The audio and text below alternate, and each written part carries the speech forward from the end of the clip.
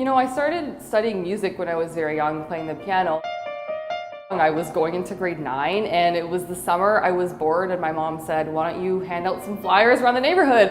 And I was like, okay, I'll try. And I got a few kids and my confidence slowly grew. But I think that really showed me how much I love teaching, because it was so fulfilling when you saw those kids, you know, reach their goals and write those Royal Conservatory exams and do so well, and you had some small part to play in that. So I think that really had a big impact on my decision to become a teacher. My parents, you know, they greatly value education, so they started saving when we were born pretty much through the Canada Scholarship Trust Fund. And so there was money set aside for me when I started university, and that covered a good few years. And there were a couple smaller scholarships along the way that came through. I still remember I got a phone call. It was August and I was working a part-time job in an office, and I answered my cell phone and here's Leslie telling me that I won this award, and I just remember kind of screaming.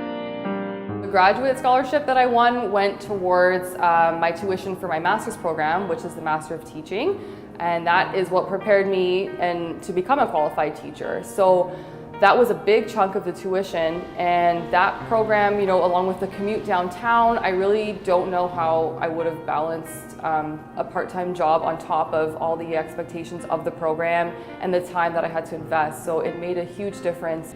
The first year physics course that I took really sparked my curiosity. Professor McCall was a big influence because he's so positive and so welcoming. And I still remember when I first met you, because I was originally in the math stream, and I decided that I wanted to make the switch into physics, and I was told you have to interview with the chair of the department, and I was thinking, oh my goodness, what's that going to be like? And I walk in and here's this, you know, smiling man welcoming me, and you know, he looked at my transcripts and said, you're a great student and we want you here. And just hearing those words was sort of, you know, affirming that yes, this is a good decision that I'm making, and it was a very positive experience. Those relationships that you make with certain individuals, whether it's professors or fellow students or the faculty, really have a big impact on what you decide to do in the end. One of my personal role models that I looked up to was Ursula Franklin, the first female professor at University of Toronto, and that was a big deal at the time. And I actually had the opportunity to meet her at a book signing at a physics conference that was dedicated to women during my undergrad. And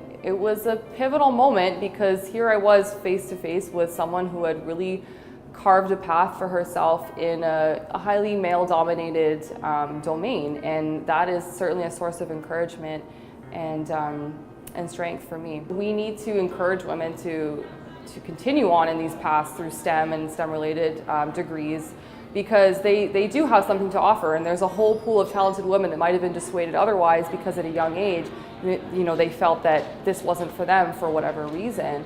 But really, they could have done it if they had received the support that they needed. The kind of teacher that I want to be is someone who helps guide their students on their own individual paths, because I think that unique experiences that come through everyone's lives are so important in shaping them as an individual and bringing their strengths to the table and showing them that yes, you can do this. At the end of your placements, when you've spent a month with a class of kids, and at the end when they come up to you and tell you, you know, you taught me so much, or you're going to make a wonderful teacher one day. And especially the students who you weren't really sure whether you had an impact on them, they're the ones that tend to come up to you at the end and you know, make a little comment like that, and it really shows you that you had an impact on them.